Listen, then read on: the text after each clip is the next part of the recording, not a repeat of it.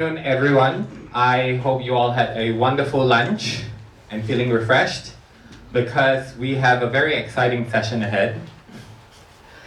Before we begin, let me introduce myself. My name is Rohai. I am from the School of Fashion at LaSalle College of the Arts, Singapore. And I'll be your host for this session. We're now well into day 2 of the 19th International Design Principles and Practices Conference. And if you have been absorbing all the amazing insights so far, you're probably already thinking about how design is shaping our future. Well, this session is about exactly that, but with a focus on something bigger, the role of citizen designers. Now, our next presenter needs no long introduction, but she is Nur Hidayah, Dean of the Faculty of Design at LaSalle College of the Arts, University of the Arts, Singapore. With over 15 years in design education, she has been instrumental in shaping design pedagogy and fostering collaborations that extend beyond the classroom. Her work champions inclusivity, innovation, and meaningful cross-industry engagement. In short, she's someone who knows what it takes to nurture the next generation of designers who don't just create, but also contribute. Her presentation, Designing Citizen Designers, an exploration of learning design for tomorrow, will dive into how designers can be active participants in shaping our world, working collaboratively, and designing with purpose. Now, without further ado, please join me in welcoming Nur.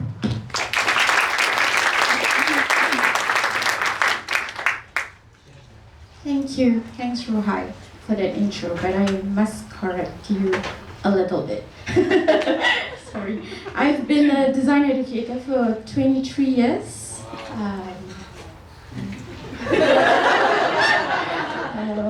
But students often ask me how old I am, because they don't know my age, and I say, oh, under the scarf, all white hair.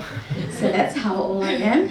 And then I've been here at LaSalle 23 years, and I've been the Dean for the Faculty of Design the last 15 years. So today, my talk is really about sharing and providing some insights and perspectives of what we do, because I know some of you are coming to LaSalle for the first time, so you may want to know a little bit about what we do. And I hope when we curated this conference, we intentionally put all more the Singapore perspective, insights and plans, either present or for tomorrow, yesterday's, to provide the context. And then today, we anchored more design research, design education, and design practice. And you'll hear more from also my colleague, Wendy, who's speaking tomorrow. Right? Feel free to ask any questions later on, but I've been told by my team that I have to finish by 2:55 because there's a 3 p.m. workshops, and some of my master students are moderating. Please join us. Okay, so just a little bit about this topic. This is a topic close to my heart, things that I've been working on for the last 15 years, not individually. It's impossible to do things alone, but collectively with the faculty, staff, and students at LaSalle, but also with the community out there, industry partners, community partners, agencies, organizations, and it's a work that I'm passionate about, and you'll see in some of the projects we do.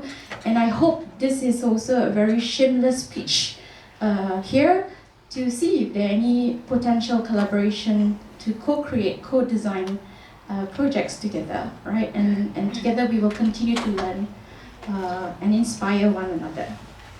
Okay, let's hope this works. Okay. So my talk today, or my sharing today, looks at some of the insights, perspectives, and it started with an op-ed I wrote for the local newspaper, Straits Times, on empathy in design, looking at the connection between designers and the community we serve, right? So even as a designer standing here, although I've been in education for a long time, I started off at 17 years old doing design, right? So I'm still really, really passionate about design. Design is my first love, and then education. I came from a family of teachers, so actually I didn't want to be a teacher. But then, when I started working and teaching in design, I fell in love with it. And I don't think I've looked back. ever since. It was the biggest, I think my late dad was super happy when I went into education because he's also a teacher. So this was the starting point of this research, and I use this also to consider and to look at what I've done in the last 15 years and map that journey. And so I thought I'll share a little bit about that. Perhaps you could also give feedback and your opinions on it. So we start with this notion of citizen designer, coined by Helen Bien, and I'm sure a lot of you have seen this book, right? And this was written more than 20 years ago, looks at notions of advocacy, group strategies, shared responsibility, and I think that the real impact is really how designers owe that duty of care and how designers can become very active agents in the changes we hope to see, in the changes we want to inspire change in, right, in the different areas. And more, I'm also seeing students, young designers, really having a stand, a cause on what they hope to inspire change in. And these causes or change don't have to be very big, right? I still remember a conversation I had with a group of designers, young students coming into my office and telling me, Dean, we want to be able to change, or we want to be able to help with this big crisis out there, somewhere very far away, right? And I was really taken, and I was like, oh, okay, very interesting that you all came in here in my office demanding, some help, some support in that area. But then, we started to also have conversation about making that change or helping others that's near you, being also providing that support to something that may be not seen as super big, all right, but making those changes in your neighborhood, your next door neighbor, here in this environment in school. How can you also inspire that change and also stand up for different causes that you believe in? So slowly we are trying to make that move as well, and trying to make students see, all right, of this different perspective, that they don't need to always go for the biggest change and try and solve all the problems in the world. But if you can make a small change, then what would that change be? Okay, so we start off looking at some background to this, and more I know some of you also feel the way I feel, and thinking about how design is so multifaceted, and we all as designers take on quite what we call multi-hyphenated roles, right? Even as academics and educators, we also do that. So as we expand the roles of thinker, researcher, strategist, innovator, all these beautiful buzzwords in our program handbook, right? We also look at notions of inclusivity, collaboration, and shared responsibility, which I mentioned earlier. But I think through some of the work that we do, I want to be able to empower my faculty colleagues, but also empower and enable my students to become leaders of their own right in their own little ways, and then providing and creating solutions, because more and more there's that demand of us providing very creative but also collective solutions. So I start off with two big questions. So I always ask my students, what are your questions? Right, so these are the two big questions, and these questions are still being answered. In fact, I don't think I have a full answer to all of them. I'm still in the pursuit of looking at different approaches, methods, tools, all right, and solutions to maybe tackle some of these bigger questions, but I use them to premise some of the work that we do here at LASALLE and the Faculty of Design. First is how we strengthen on the interconnections of industries, communities, and individuals, and then in what ways citizen designers can collaborate and co-design solutions for future challenges. As we know, they are all very daunting, very big. They will stay for a long time, but then how do we break down some of these challenges so that we can respond to those challenges immediately? Okay, so in the work that we do, again, empathy is super important, collaboration across different disciplines, and then community engagement. We're also looking at more and more industry community projects that have an impact. All right, Dawn yesterday mentioned about creative competence and creative confidence. So exactly those things we also want to instill and for our students to then leave and graduate, but with those measures as well so that they can take on different challenges and different projects. And while we do that, let's cultivate positive transformation, that small transformation, right? And how we could also respond to some of these very, very difficult, wicked problems or contemporary challenges. So for the purpose of this research that I'm looking at, I did more looking at reflection on action and considering some of the projects that we've done, what are our learning points, what are the common denominators, again, what are also some of our failures, right? And how do I analyze that and look at it? So I use this as a methodology and as an approach for my own work, but also the work of the faculty, right? Whether it's looking at, again, empathy mapping, contextual understanding, iterative feedback, a lot of what we do is still prototyping. So some of the projects you see are also prototypes in their own right? But I think it's also important to find time to reflect, critically analyze. Often we don't have enough time to think about what we did and why we did it, right? And so to allow those pockets to happen, also important. So I adapted from Dawes' 5 lessons from design to also sort of frame the work that we do, right? From co-evolution, looking at spaces in design between problem or solution space, between physical, theoretical spaces, developing problem situations, handling frames. I always ask my student, what is your frame? What is your context? Social, cultural, geographical, right? Psychological, what is it? All right, I think those are important, and exploring themes and then fostering a discourse, and through that, then we could maybe design the new or something special. Right, so this is just me sharing what I'm looking at and how I frame some of these ideas and methods. All right, so just a bit of mapping. So when I designed this, then I realized, okay, maybe they're not seen as horizontal mapping always, as you can see, but it puts a particular thought into, or a structure into the way I look at some of the projects we've done for the last 15 years, put them into categories that of course has meaning and we could own it, and also looking at very specific objectives. And I will share with you some of the evidence and case studies, but again, not to be taken always in horizontal, because some of them would also overlap with one another. Okay, so I'll start off looking at this empathetic understanding, looking at local issues, celebrate cultural identity, specific community needs. We, in this project, not done just by me, done by a whole community of practice, of people, of individuals, of groups. Some of them are here, right? So you know who you are. I won't be able to mention all your names, but I think that whole notion of collaboration, co-creation, and co-design is important in something like that. Okay, so I'll start off with the project we did in 2010. We started this project in 2010 called Neighbor. And Neighbor is a project we did with Southeast Asian partners, Malaysia, Thailand, and Indonesia, and then Singapore, of course. And not very creative, the name Neighbor, because we're working with neighbors, but it works, so it's helpful.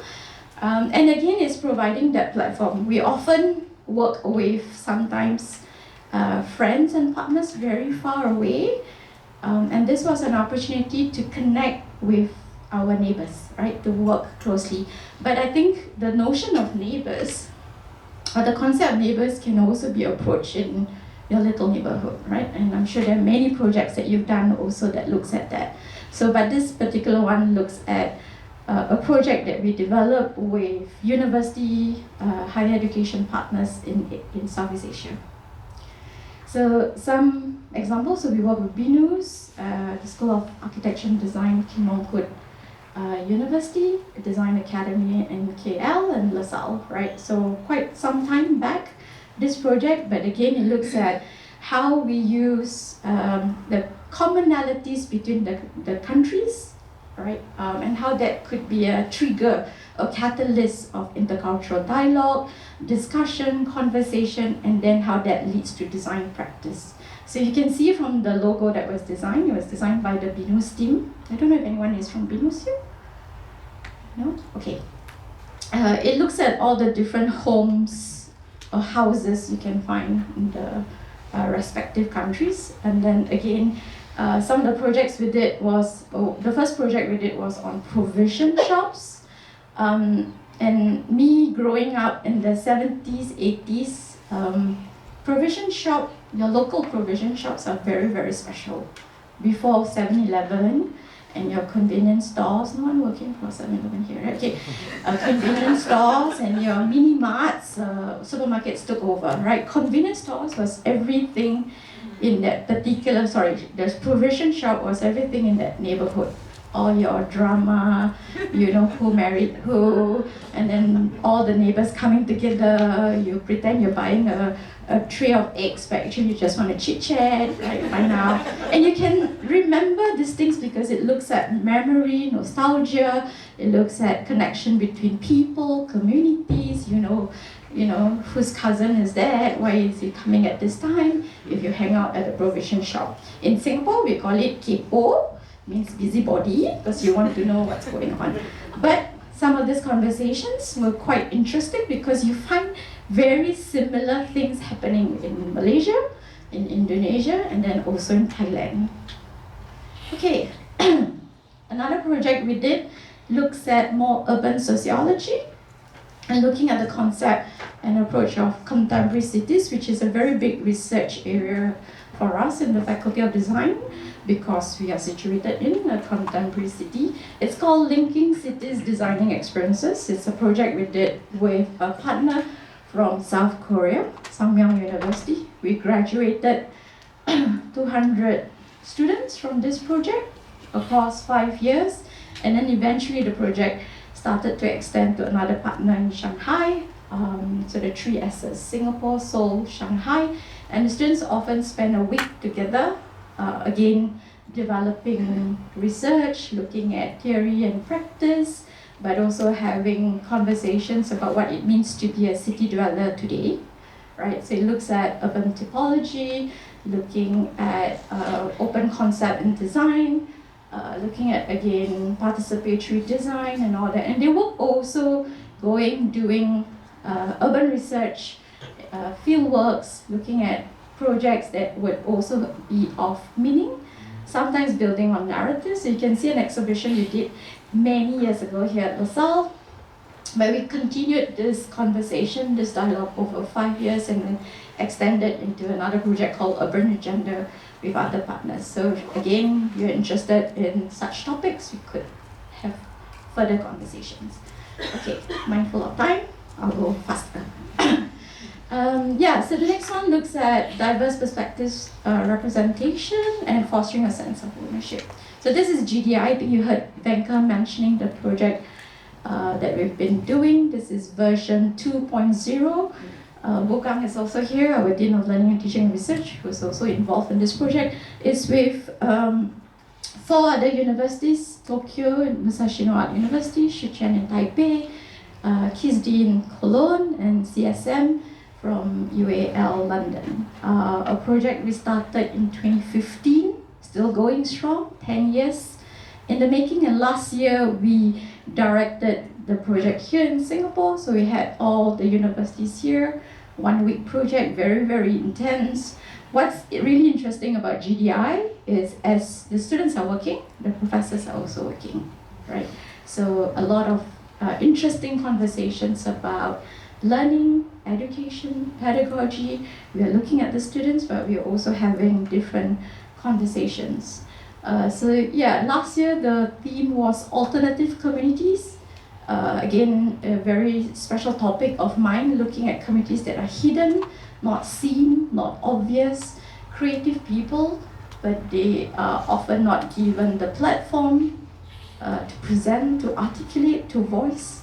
And so we went to speak to them. The students had a lot of fun. We went to Geylang. I think Dawn mentioned Geylang. And it was really interesting because we had a heavy metal rock band. Is that how you call it? Okay, I should not say things I don't know. Okay, heavy metal band, all right, in a basement of a weird mall in Singapore. All right, so what was really interesting was that also a lot of our Singapore students don't know they exist, don't know these things are happening. Very, very guerrilla, very underground, all right, but they were willing to share, to speak, to discuss, right? So you can see that picture, we were all there with the,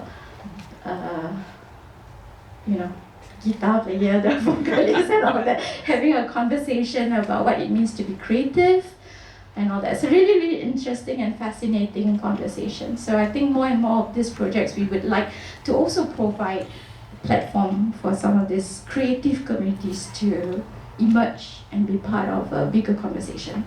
Yeah, so some of the objectives of GDI, put it out here in case my boss is here, but yeah.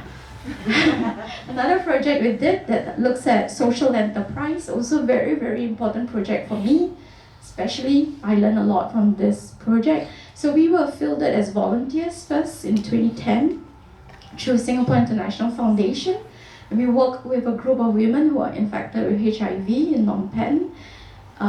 Again, it was a life-changing process and exploration. Some of my colleagues are there, the fashion team, who helped the women impart, we imparted new knowledge, new techniques of fashion making, looking at objects making, and we also went to do research with them to understand what it means to be in Cambodia, what are the local materials and all that, with a lot of problems because we're not able to communicate in the local language. So we had to depend on a translator, and I'm not sure if the translator translated everything we needed to see, but you can see the products that we managed to work on together collectively.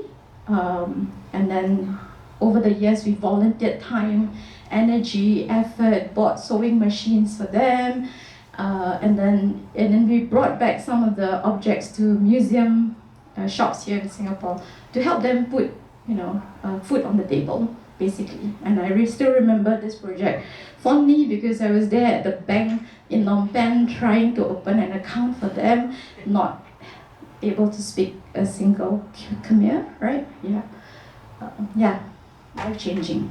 Okay, and then a project we've been working on called Place, that looks at incubating our students at the point of graduation.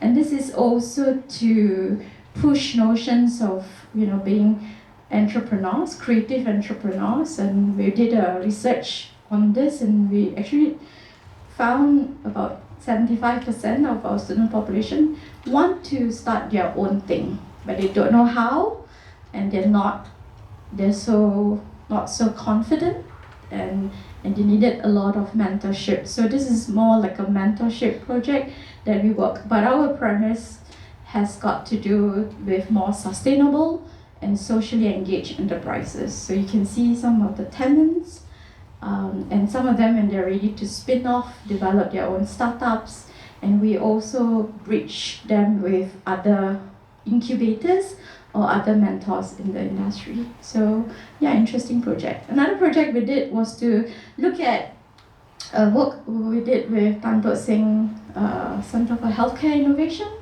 and looks at pushing the environmental sustainable strategy, and how we could reduce carbon footprint. I mean, when I worked on this project with some MA students, my son suffered from asthma when he was younger, so I didn't know the MDI, had so much carbon footprint. Right, so the doctors there,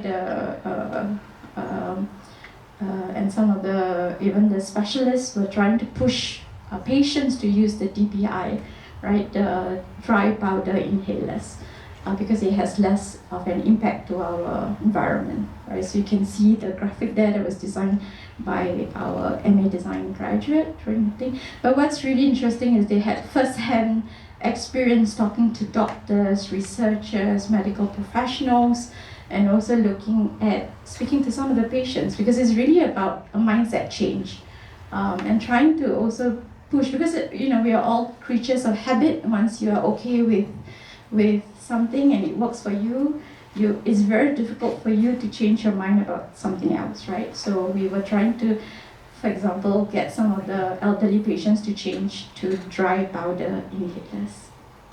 Still ongoing conversations there, so not finished yet. And I don't think some of the projects will finish. And then I'll move on to a little bit of sharing on some of the more education, our programs. So we have 3 diploma programs here, 6 BA honors programs, and a 1-year master's program. So I'll speak a little bit about one of our BA programs, and you can talk to Wendy, who's our program leader here later. So this is a program, still our baby, right? We just started this program last year, and it has the word social and futures as aspects to contemporary design practice and how we are increasingly obliged to address as designers of today and tomorrow.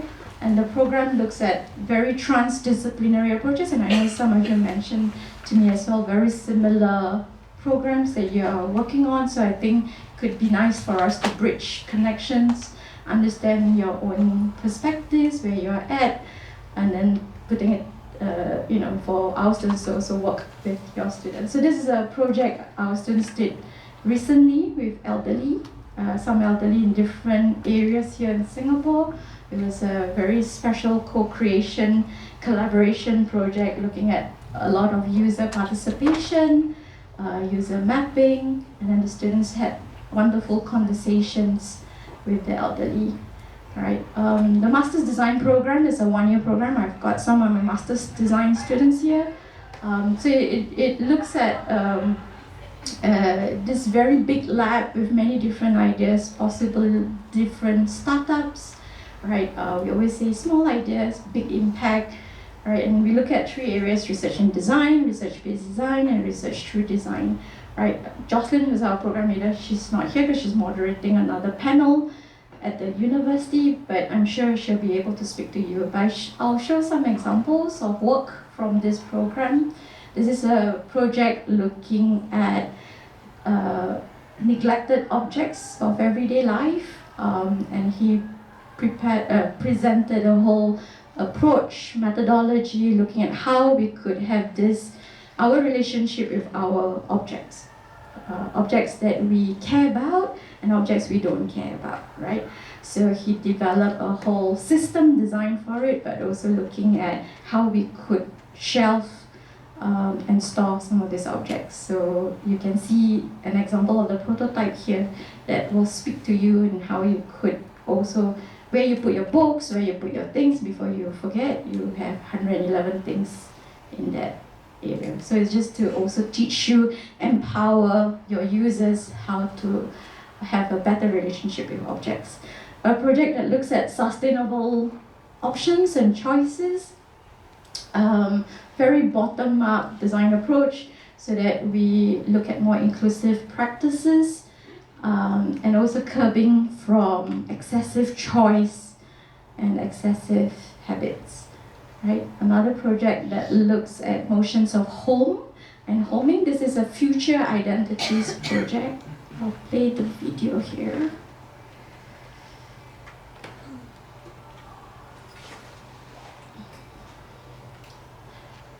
So this is all done in looking at social, virtual worlds, human connection, virtual connection, and also communication, how you communicate. So this is all rendered in VR, looking at, again, notions of what it means to be home, what it means to be away from home. Very, very interesting project. Okay, I'll talk quickly about other things that we are currently working on. So we started this initiative, it was actually led by a design student looking at empowering women in design. There's a bit still of women not being given leadership opportunities, in some cases, and so we hope to also empower by having a bit more of that conversation, mentorship, and also for people who've been in there to also talk a little bit about their roles, what they need to do, what have they learned from that whole experience, as more and more women having to juggle different things in life. So I welcome anyone who's interested in this project. We actually have fireside chat to celebrate women in design this week. International Women's Day this March. So we will do a conversation on the 14th of March, right? So if you're in Singapore, please join us.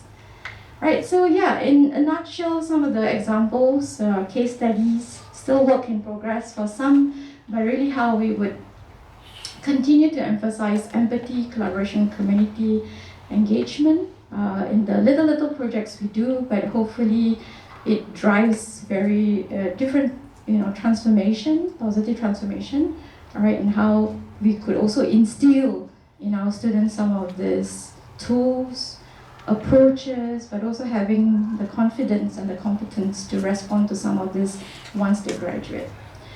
I put this slide to connect with my MA students who are here. We did this exercise recently, and so for me as well as I'm looking back at the 15 years and how I would like to then present or plan for the next 15 years of my career, how would I also look at it in terms of the different impact and different intended impact. I think exercise like this is helpful for us to anchor some of the work, and then what does it mean, what are the signals, what are the strengths or the weaknesses of the project. So moving forward in design education, I've shared with you some examples of projects we do outside the curriculum, but some are also within our curriculum.